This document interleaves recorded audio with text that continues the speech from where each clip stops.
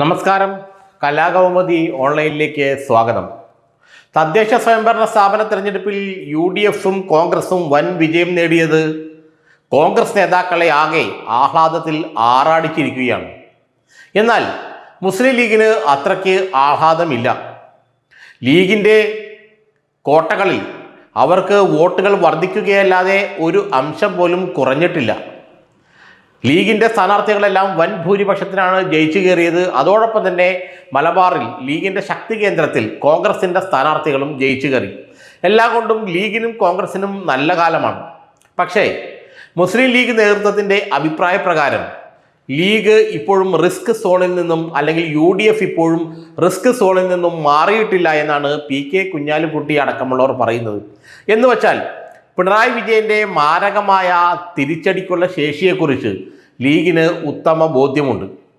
തദ്ദേശ സ്വയംഭരണ സ്ഥാപന തെരഞ്ഞെടുപ്പിൽ UDFനും അല്ലെങ്കിൽ കോൺഗ്രസിനും ലീഗിനുമെല്ലാം ഇത്ര വലിയ വിജയമുണ്ടായെങ്കിലും പിണറായി വിജയൻ എന്ന നേതാവ് അടങ്ങിയിരിക്കില്ല എന്ന് PK കുഞ്ഞാലിക്കുട്ടിക്കെങ്കിലും നന്നായി അറിയാം. വരുന്ന നിയമസഭാ തെരഞ്ഞെടുപ്പിൽ UDF എന്നത് അല്ലെങ്കിൽ UDFിൻ്റെ വിജയം എന്നത് 100% ഉറപ്പാക്കിയ ഒരു രാഷ്ട്രീയ അന്തരീക്ഷമല്ല കേരളത്തിൽ ഉള്ളതെന്നാണ് ഇപ്പോൾ ലീഗ് നേതാക്കൾ പറയുന്നത്. കാരണം 58 സീറ്റ് നേടാനുള്ള കഴിവ് ഇപ്പോഴും LDFന് ഉണ്ട്, ഇടതുമുന്നണിക്കുണ്ട്. ഇനി 58 സീറ്റ് കഴിഞ്ഞ് കേവലം 14 സീറ്റ് മാത്രം നിലനിർത്തിയാൽ LDFന് ഭരണം തുടർച്ചയുണ്ടാകും, അല്ലെങ്കിൽ മൂന്നാം പിണറായി ഭരണം ഉണ്ടാകും. ആ 14 സീറ്റ് നിലനിർത്താനുള്ള പണി മറ്റാരെക്കാളും നന്നായി പിണറായി വിജയന് അറിയാമെന്നാണ് PK കുഞ്ഞാലിക്കുട്ടി പറയുന്നത്. അതുകൊണ്ട് UDF ഇപ്പോഴും റിസ്ക് സോണിൽ നിന്നും മാറിയിട്ടില്ല എന്ന ആവർത്തിച്ചുള്ള മുന്നറിയിപ്പാണ് PK കുഞ്ഞാലിക്കുട്ടിയും മുസ്ലിം ലീഗും നൽകുന്നത്. ലീഗിന് ഇനി ഏതായാലും ഒരു 5 സീറ്റ് കൂടെ കൂടുതൽ കിട്ടുമെന്ന് അവർക്കറിയാം. അങ്ങനെ വരുമ്പോഴും അവരുടെ കാര്യത്തിൽ ഏറെക്കുറെ സംതൃപ്തരാണ്. കാരണം അത്യാവശ്യം നല്ലൊരു തെരഞ്ഞെടുപ്പ് നേട്ടം വരുന്ന നിയമസഭാ തെരഞ്ഞെടുപ്പിൽ മുസ്ലിം ലീഗ് ഉണ്ടാകും.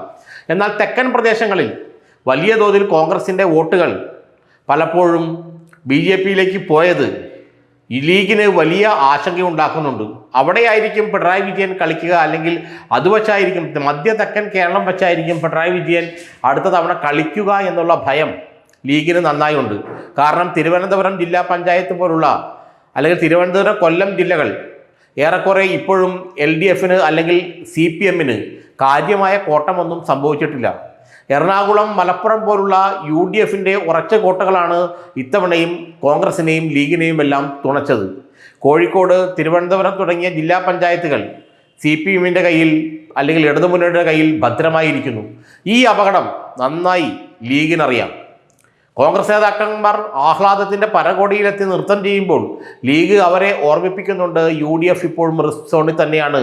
നിങ്ങൾ പറയുന്ന പോലെ അത്ര സന്തോഷിക്കേണ്ട അവസരം വന്നിട്ടില്ല. കുറച്ചുകൂടെ ശ്രദ്ധിച്ചില്ലായെങ്കിൽ പിണറായി വിജയൻ തിരിച്ചു വരും. കാരണം തിരിച്ചു വരാനുള്ള മാരകമായ കഴിവുള്ള നേതാവാണ് പിണറായി വിജയൻ. അതുകൊണ്ട് തിരുവനന്തപുരം, കൊല്ലം തുടങ്ങിയ ജില്ലകളിലെ അടുത്ത തവണ സീറ്റുകൾ എങ്ങനെ കോൺഗ്രസിനൊപ്പം നിർത്താമെന്ന് ആ പാർട്ടി പരിശോധിക്കണം. ഇപ്പോഴേ അതിനുള്ള നീക്കങ്ങൾ തുടങ്ങിയാൽ മാത്രമേ വരുന്ന 4 മാസത്തിനുള്ളിൽ, ഒരുപക്ഷെ ഇപ്പോഴെങ്കിലും സ്ഥാനാർത്ഥികളെ ഇറക്കി പരീക്ഷിച്ചാൽ അല്ലെങ്കിൽ സ്ഥാനാർത്ഥികളെ ഇറക്കി പ്രവർത്തിക്കാൻ അനുവദിച്ചാൽ മാത്രമേ ആ സീറ്റുകളെല്ലാം പിടിക്കാൻ കഴിയൂ എന്നാണ് ലീഗ് നേതൃത്വം കോൺഗ്രസിനെ ഉപദേശിക്കുന്നത്. ഏതായാലും ഒരു കാര്യം ഉറപ്പാണ്, ലീഗിന് നന്നായി അറിയാം UDF റിസ്ക് സോൺ വിട്ടു പോയിട്ടില്ല, അല്ലെങ്കിൽ റിസ്ക് സോൺ കടന്നിട്ടില്ല. ഇപ്പോഴും അപകട മേഖലയിൽ തന്നെയാണ് UDFും കോൺഗ്രസും നിൽക്കുന്നത്. ഇത് ലീഗിന് നന്നായി മനസ്സിലാക്കിയിട്ടും അല്ലെങ്കിൽ ലീഗ് നന്നായി മനസ്സിലാക്കി കോൺഗ്രസിനെ ഉപദേശിച്ചിട്ടും കോൺഗ്രസ് നേതാക്കൾ ഇപ്പോഴും വിജയാഹ്ലാദത്തിൻ്റെ ആ ഒരു ഹാങ് ഓവറിലാണ്.